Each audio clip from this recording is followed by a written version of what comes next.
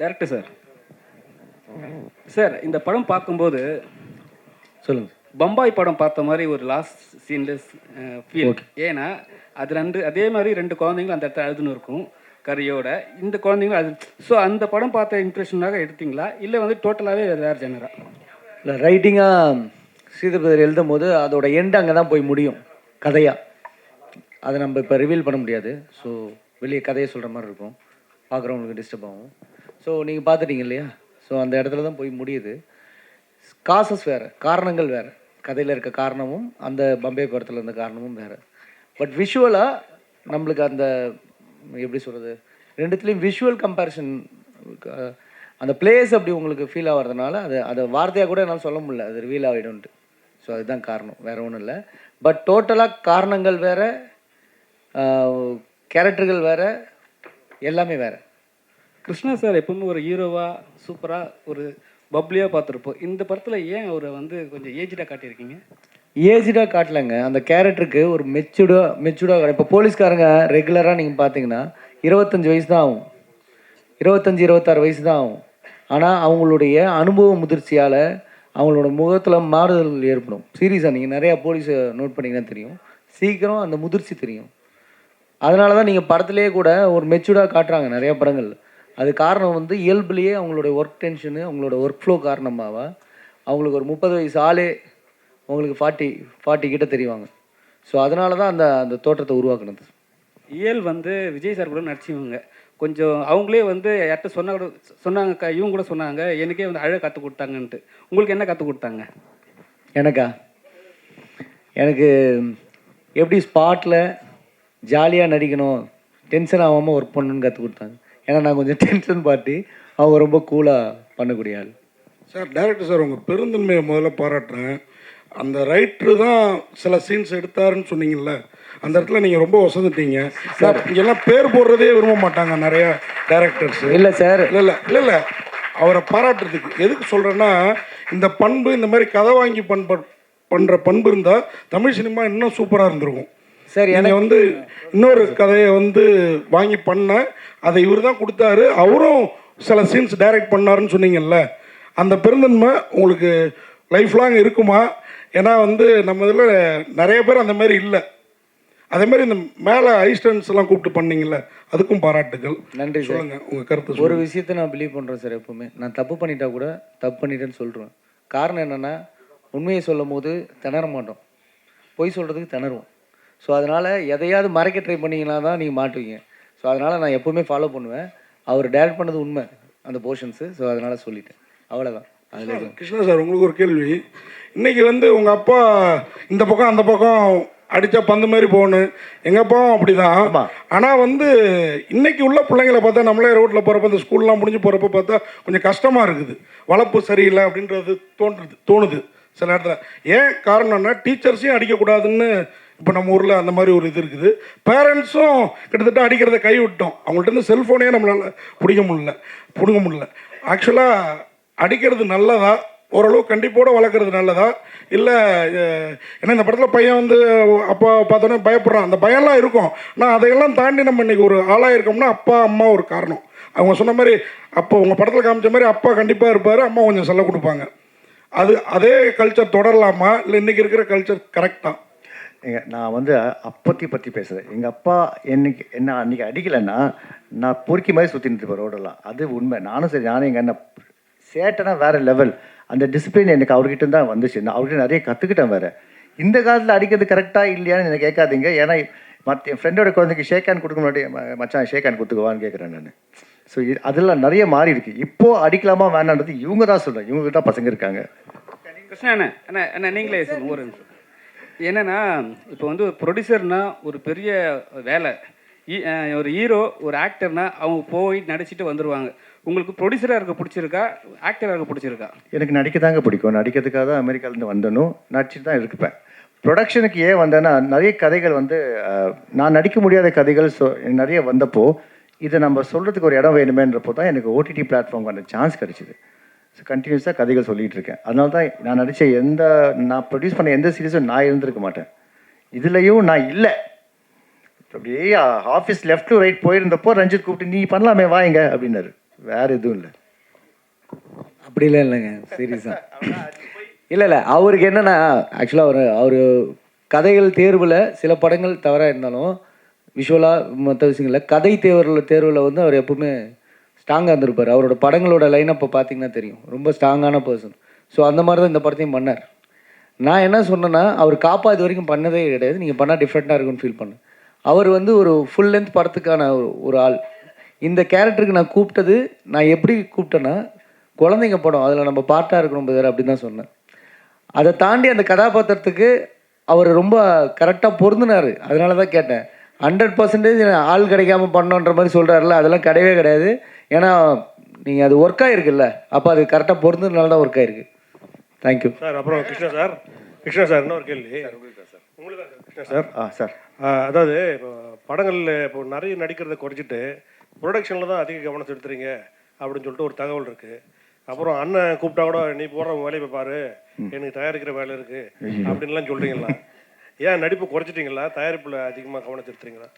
எப்பா, நான் குறைக்கவே இல்லைண்ணே. நான் வந்து பல கதைகள் கேட்டுட்ருக்கேன். அதுவும் என்ன ஆகுதுன்னா, ஒரு படம் ஹிட்டை கொடுத்தோன்னு வச்சுக்கோங்களேண்ணே, அந்த பெரிய பெரிய டைரக்டர்ஸ் அசிஸ்டன்ஸாக வந்து கதை சொல்லுவாங்க. இல்லை ஒரு ராம் சார் மாதிரியோ வெற்றிமாறன் சார் மாதிரியோ அசிஸ்டண்ட்டாக இருந்தவங்க போய் கதை சொல்லுவாங்க.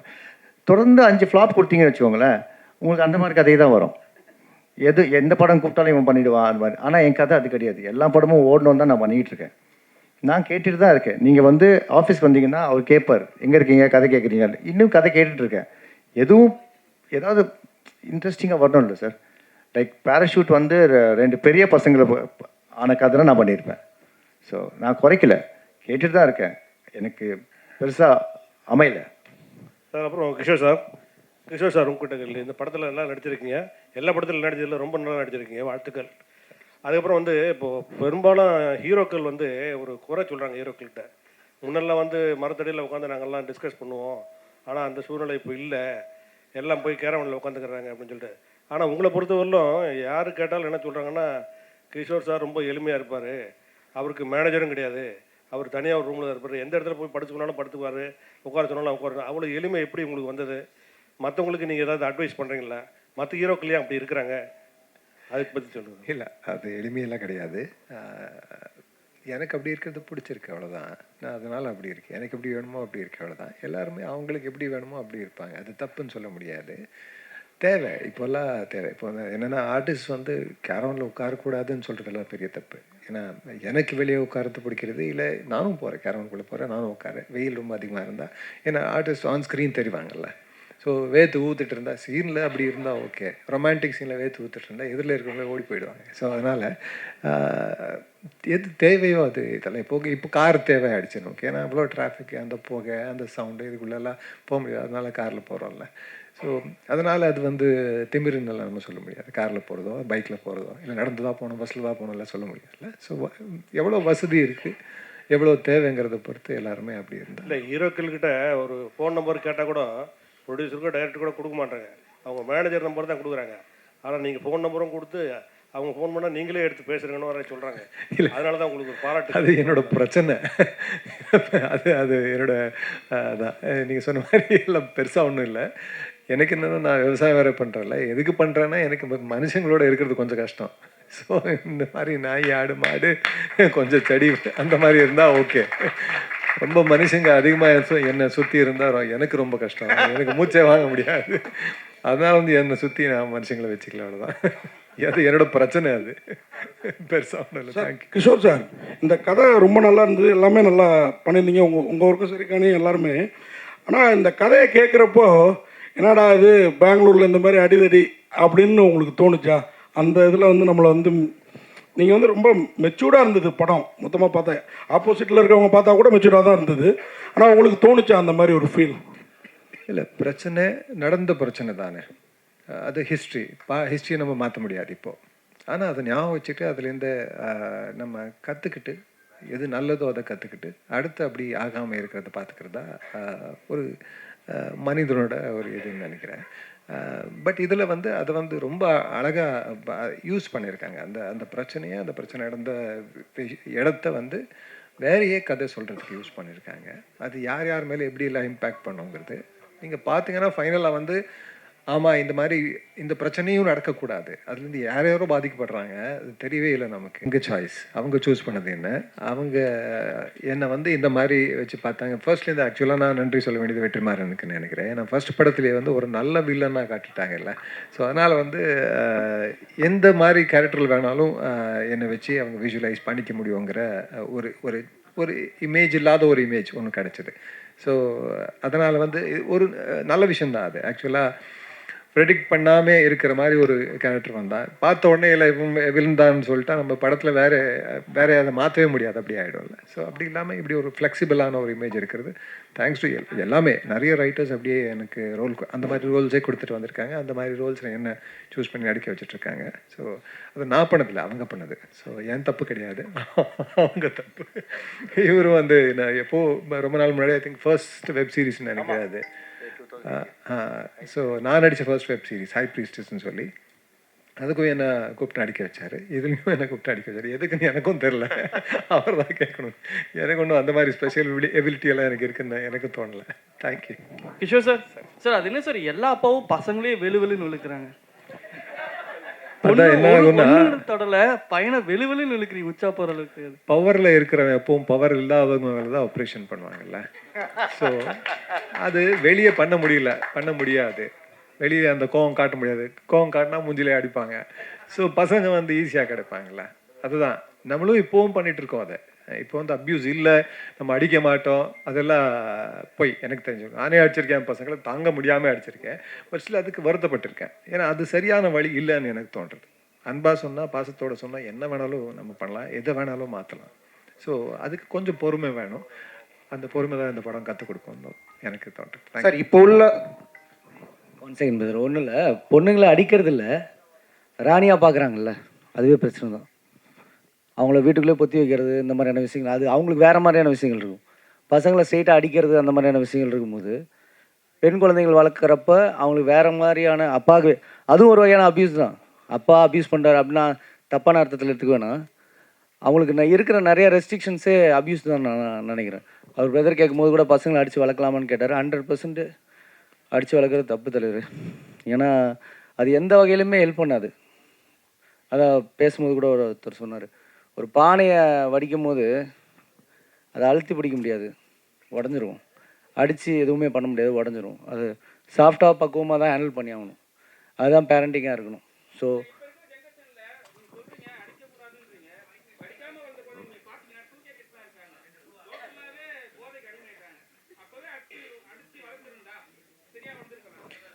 சார் அப்பாக்கள் வந்து அதான் இந்த ஒரு நிமிஷம் அப்பா இல்லை அதான் சார் என்னென்னா, அப்பா பேரண்ட்டுன்னு ஒரு நாளில் 24 மணி நேரம் சார். 24 மணி நேரத்தில் 8 மணி நேரம் ஸ்கூலில் இருக்காங்க, ஓகேங்களா? 8 மணி நேரம் தூங்குறாங்க பசங்க.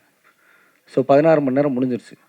மீதி இருக்க 8 மணி நேரத்தில் பேரண்ட்ஸ் வந்து காலைல எந்திரிச்சு அவங்களுக்கு யூனிஃபார்ம் மாட்டி விட்ற டைமும், ஈவினிங் வீட்டில் கூப்பிட்டு வந்து அதுலேயே நிறைய டியூஷன்ஸு சம்திங் இதெல்லாம் போகுது. ஸோ சொசைட்டியோட தான் அவங்களுடைய டைம் ஸ்பெண்ட் வந்து அதிகமாக இருக்குது, பேரண்ட்ஸோட கம்மியாக. ஸோ நீ ஏன் ஒழுங்காக இருக்க மாட்டேன்னு அடிக்கிற இடம் மட்டும்தான் வீடாக இருக்கே தவிர அவங்கள வளர்க்குற இடம் வீடாக கிடையாது. முடிஞ்ச அளவுக்கு அவங்களுக்கான சொசைட்டியை க்ரியேட் பண்ணி தரது தான் விஷயமா இருக்குது. ஸோ ஒரு வீடு மட்டும் ஒரு குழந்தைங்களை நல்லா வளர்க்காது. 100% சொசைட்டியும் கரெக்டான சொசைட்டியாக இருந்தால் தான் குழந்தைங்க வளர்க்க முடியும். அதுதான் வீதியும் தான் வளர்க்குது. ஸோ அதனால் இதில் நிறைய ஏற்ற இறக்கங்கள் இருக்குது சார். ஏன்னா நான் ஒரு பேரண்ட்டாக இன்றைக்கி பசங்களை வளர்க்கும் போது நிறைய கன்ஃபியூஸ்குள்ளே போகிறேன். எது சரி எது தப்புன்னு புரியாத ஒரு சூழ்நிலை இருக்குது. அப்போ பார்க்கும்போது தான் தெரியுது, எல்லாரும் சேர்ந்து தான் ஒரு பையன் நாளைக்கு ரோட்டில் போகிறான்னா அதை தான் பையனாக நினைக்கணும், அவனுக்கான சொசைட்டி நம்ம தான் க்ரியேட் பண்ணி தரணும். ஸோ ஜென்ரலாக 2K கிட்ஸ்ன்னு நம்ம கார்னர் பண்ணவே முடியாது. ஸோ பண்ணவும் கூடாது. தேங்க்ஸ். இப்போ வந்து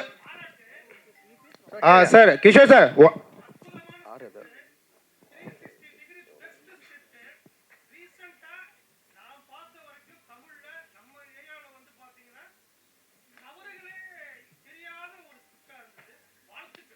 மைக் அங்கே கொடுங்க சார், மைக் அவர்கிட்ட கொடுக்க மாட்டேங்க. தேங்க்யூண்ணா, தேங்க்யூண்ணா, தேங்க்யூண்ணா. Kishore sir last one question sir. இப்போ உள்ள ஸ்டார்ஸ் எல்லாருமே வந்து பார்த்தீங்கன்னா நெகட்டிவ் ரோல் வந்து ரொம்ப விருப்பப்பட்டு பண்ணுறாங்க. பட் நீங்கள் இப்போ அதை அந்த சாய்ஸையே சூஸ் பண்ண மாட்டேன்றீங்களே, என்ன காரணம்? இல்லை அது வரல அவ்வளோதான், அதனால் பண்ணல அவ்வளோதான். பட் எல்லா ஆர்டிஸ்ட்டுக்கும் வந்து வெரைட்டி தான் தேடுறோம். நம்ம ஆர்டிஸ்டாக ஒரு வெரைட்டி தேடுறோம். ஏன்னா ஒரே மாதிரி படங்கள் பண்ணுறது நமக்கும் ரொம்ப போரிங்காக இருக்கும். ஆடியன்ஸ் வந்து எதுக்கு பார்க்கணும், வெரைட்டி கொடுக்கலன்னு. ஸோ வெரைட்டி தான் தேடிட்டு போகிறோம். நான் நிறைய நெகட்டிவ் பண்ணிட்டேன்னு நினைக்கிறேன். கேடியா ரொம்ப நாள் இருந்துட்டு இப்போ நல்லவனாக மாறிட்டு இருக்கு. நன்றி. Thank you so much sir. ஒரு குரூப் பிக்சர் எடுத்துடலாம். Yes sir. நீங்கள் உங்கள் சிஸ்டர் இவங்கெல்லாம் பண்ணுறது, மருமக பிள்ளைகள் பண்ணுறது எல்லாம் பார்த்து என்ன சொல்கிறாரு? ஏன்னா குறை சொல்லுவாரா, நிறைய சொல்லுவாரா? அப்பா குறை சொல்ல மாட்டாரு. அது அப்பா எப்பவுமே பாசிட்டிவாக தான் பார்ப்பாரு. அப்பா ஏதாவது ஒன்று பண்ணிகிட்டே இருப்பார். இப்போ வந்து சீரியல் நடிச்சிட்டு இருக்காரு, எழுதிட்டு இருக்காரு, ஸ்கிரிப்ட் எழுதிட்டு இருக்காரு, ஒரு சில மூவிஸ்க்கு டைலாக் எழுதுறாரு. அவர் எப்பவுமே அமைதியாக இருக்க மாட்டார், ஏதோ ஒன்று பண்ணிகிட்டே இருப்பார்.